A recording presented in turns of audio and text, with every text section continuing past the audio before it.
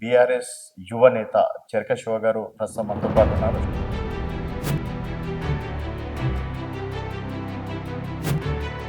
రాజకీయాలంటే మనకు ఎవరైనా పెద్దోళ్ళు, లేకపోతే రాజకీయ బ్యాక్‌గ్రౌండ్ ఉన్నోళ్ళో, లేకపోతే ఇంకేదో చేద్దాం అనుకునేటోళ్ళు మాత్రం రాజకీయాల గురించి ఎక్కువ ఆలోచిస్తారు.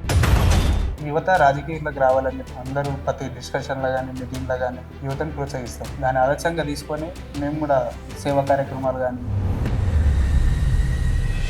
ఎందుకు రాజకీయాల్లో రావాలనుకుంటున్నారు? రాజకీయాల్లోకి వస్తే పైసలు సంపాదించొచ్చు అట్లాంటివి ఏమన్నా అనుకోని రాజకీయాల్లోకి వస్తున్నారా ఎట్లా? డబ్బులు అని మేమైతే అనుకోలేదు. జనాలకు మనం అందుబాటులో ఉండి వాళ్ళకి కావాల్సిన పని చేసి ఎల్లవేళలా అందుబాటులో ఉంటే వాళ్ళు. సో మీకు పొలిటికల్ బ్యాక్‌గ్రౌండ్ ఏమైనా ఉందా? లేకపోతే ఇప్పుడే ఫస్ట్ టైం పాలిటిక్స్‌లో అడుగు పెట్టబోతున్నారా? తండ్రి ఆటో నడిపితే కొడుకు ఆటో నడపాలని ఏం లేదు. మేము కొత్తగా యువత ముంగడికి రావాలి. పాలిటిక్స్‌లో రావాలనుకుంటున్నాము. సో ఎందుకు రావాలనుకుంటున్నారు? అట్లా మోటో లాంటిది ఏమైనా పెట్టుకుంటున్నారా? ఏదైనా టార్గెట్ ఏమైనా పెట్టుకుంటున్నారా?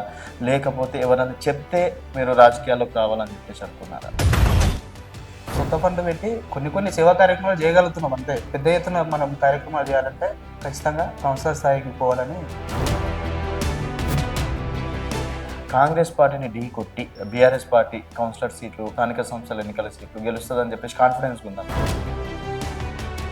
అడుగుతున్నాము అవకాశం ఏమని. అవకాశం ఇచ్చారంటే వాళ్ళ నుంచి మనకు ఆ మాట రాకుండా పని చేయనికే అది ఏడు వరకన్నా పోతాం.